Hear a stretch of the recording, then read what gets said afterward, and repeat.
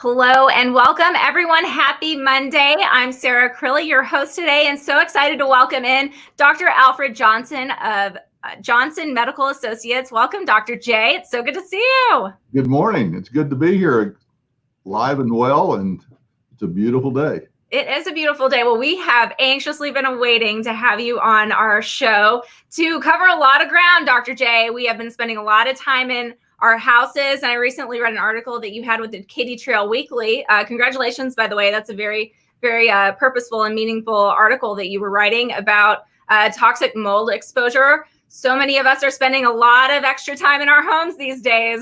But could that be detrimental to our health if there's something more going on within the walls of your house or in the ceiling or the floors of toxic mold? Can you spend some time sharing with us a little bit about that article and what to watch out for? I know that we've got so much going on here with this, where you're going to show us a little mold disc and some different things for show and tell. So you guys don't want to miss this. So we're going to put Dr. J full screen and take it away, Dr. Johnson. Well, thank you very much. Yes, as we spend time indoors, we may feel better or we may feel worse.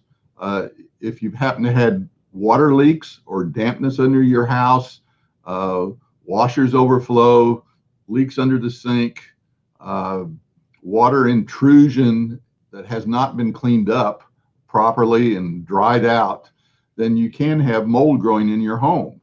In the article in the Katy Trail, I was writing about if you feel better outside and then you go inside and you feel worse, where you may get itchy eyes, runny nose, cough, you wake up in the morning feeling fatigued instead of energetic as you should, then it's possible that you have had mold growing in your house or in your walls or under the crawl space, causing problems.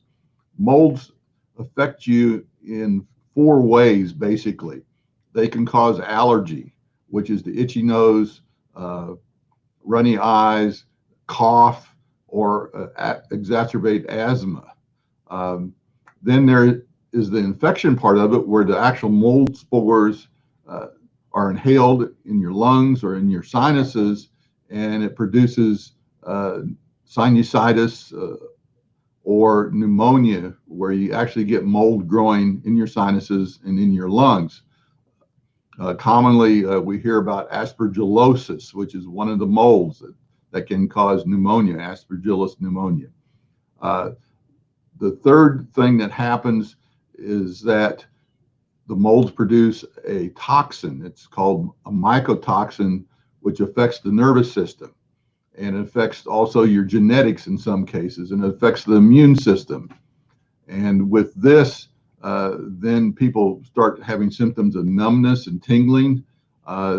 They have a feeling of shortness of breath. They have foggy brain. They have poor memory. And they're having trouble getting around. They feel like they can't do anything because their ATP mechanism is not working in the cell, which is the energy mechanism. And so you feel fatigued. If somebody yells fire, you can get out the door because everything's working well, but then you use up the ATP and you feel less energetic afterwards. The fourth thing is that it does affect, as I mentioned, the immune system, where you can be more prone to infections of other items like bacteria. It also affects and increases the allergy factor. It can suppress gamma globulin, which makes you immune deficient. So there's all kinds of consequences that can occur with the individual that is exposed. Now, not all individuals are made alike. We all have our own genetic makeup. So you may have one person in the house that is sick and 3 that are not, or you can have a whole family that's sick. Generally, females have a harder time detoxing, just like they don't tolerate as much alcohol. They don't tolerate the chemical exposures as well. So they have a harder time detoxing and will probably notice the symptoms first. Kids typically have a higher metabolic process, but kids with birth injuries, autism, other childhood problems may be affected more than those that are healthy and doing well. The person that spends the most time in the house is also the one that's usually affected. So if there's one person in the house that works outside the home, then they may have less exposure, less symptoms, and it's really hard for them to understand why everybody that stays at home is not feeling well, because they're at home. You should be doing just fine. But if the house is a sick house, then that can be the problem. Wow, Dr. J, your house is the most loving house, and you're trying to have a very healthy family, but it could be the cause of making you sick. I mean, this is just, I'm looking around my walls, and I do know, I did share with you offline here that we had a toilet overflow to the point where we do have on the second story on the ceiling, there's some rings happening in our ceiling. And I told my husband, well, you know, we need to get this checked out for toxic mold. And he goes, I think we're fine. We'll probably paint over it. But after talking with you, oh my gosh, I cannot wait to come by and pick up. You've got, you know, I can physically see it right there, but there's so many underlying causes of these here, you know, airborne and some different mold exposures that you may not be able to see, but you have a device there that's a very thorough screening for your home. Share with us and show it. Let's do a show and tell, because I'm anxious to see this. How long have I been living in Essex house here? I didn't even realize, you know, maybe the least of my concerns is that ring on the ceiling. Well, first of all, before mold likes dark, damp places. So it'll grow behind walls, grow behind your sinks, and you can't see it. But if you have a damp smell, a musty smell, that's one clue. Of course, we talked about the symptoms. That's another clue. The first test, if you're going to have your house tested, you want to have a certified indoor air quality person test it typically. But for a screening test, I keep in my office this pump, the biopump, that pulls air through a cassette, which is this little cell that looks like this, that fits on top, and you push the button and it collects 75 liters of air. We send it off to a specialized lab that then looks at the spores in the cassette that the cassette has collected and gives us a report.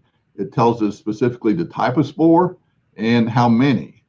A lot of people just look at the total overall count and compare it to outside count. That doesn't tell you the whole story, because you can have high species of like Cladosporium outdoors, and I have a high count, and a count indoors, which is mainly Aspergillus penicillium, which is one of the molds that produces toxins that make you sick. And you can have a moderate count of that inside, but it's almost all Aspergillus penicillium. So the ratios of molds in the collection can tell you a lot about your house and whether it's contaminated or not, as well as the total spore count. Wow. So this is going to pull the air from the entire house, not just one room?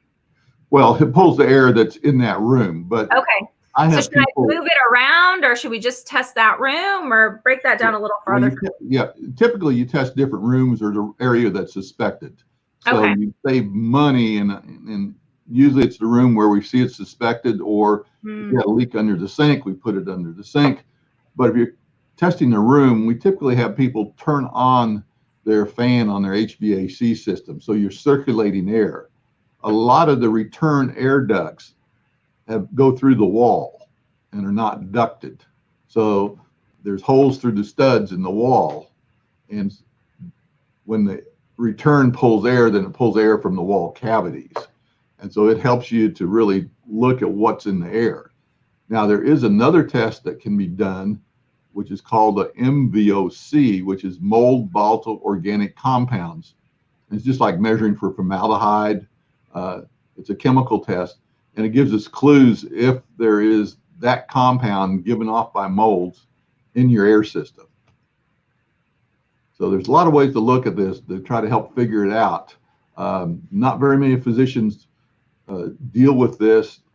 I see it a lot. I see people from all over the country that are having troubles, that have been sick, seen numerous doctors, including pulmonologists, rheumatologists, allergists, internists,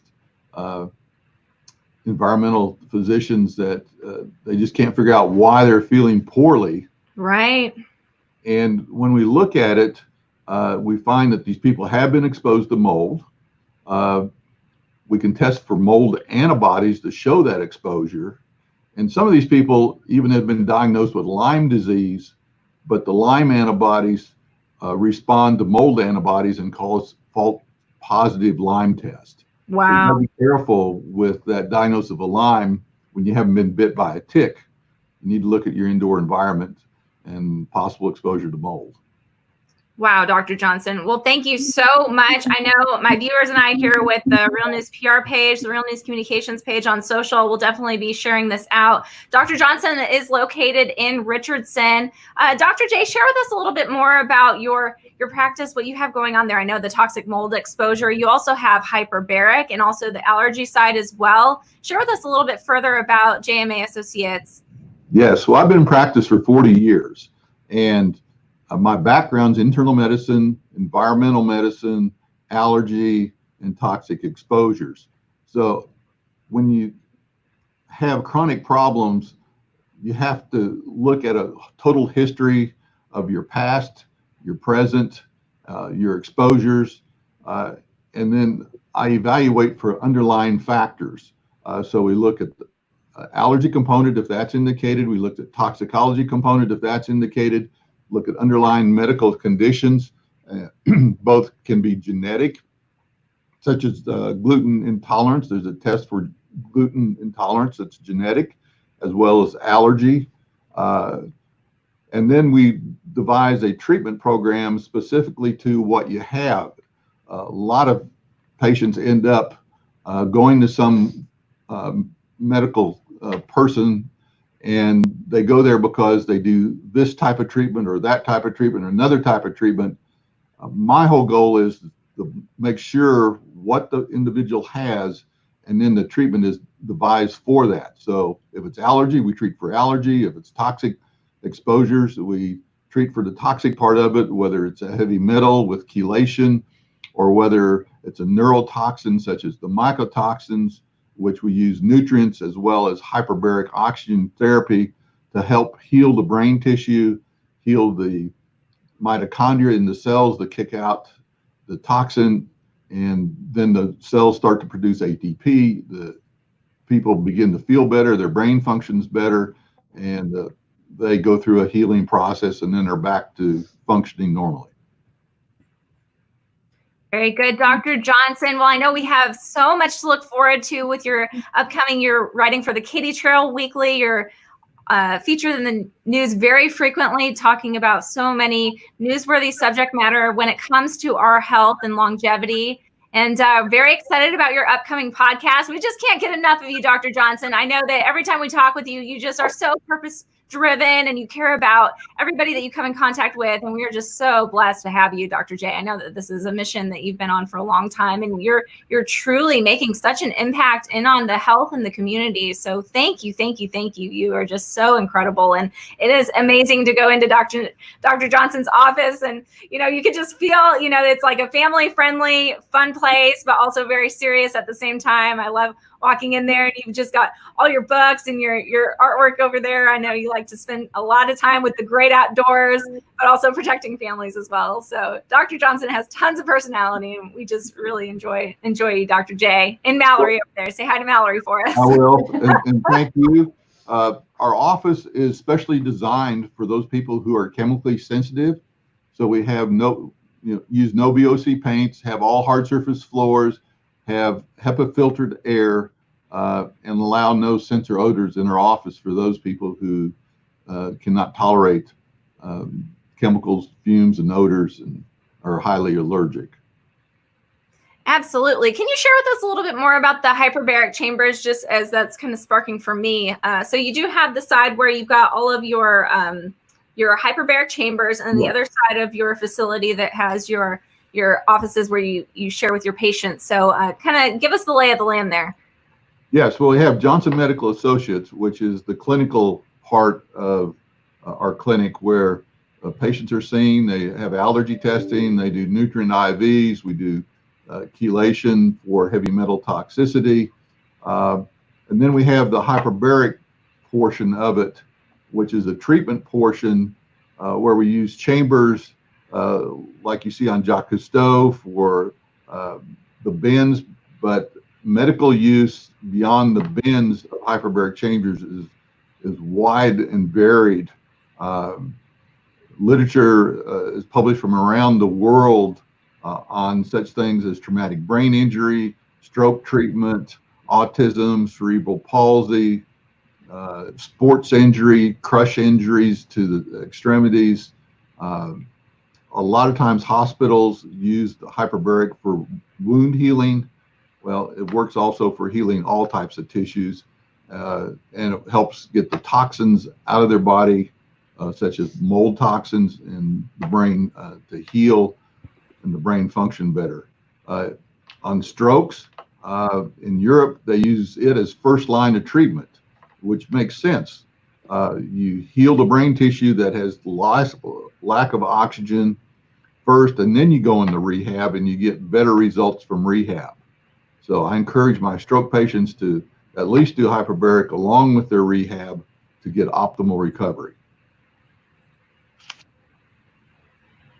Thank you so much, Dr. J. Well, we will keep you guys posted on some of the experiments that we have with my house. I will be coming by there shortly, Dr. J, to drop off a microphone for you for your upcoming podcast. Hopefully we'll have that coming soon for you guys. And then, yeah, I'm very interested to try that disc and see what we got going on in my house. And really thankful for you, Dr. J. You're just so wonderful.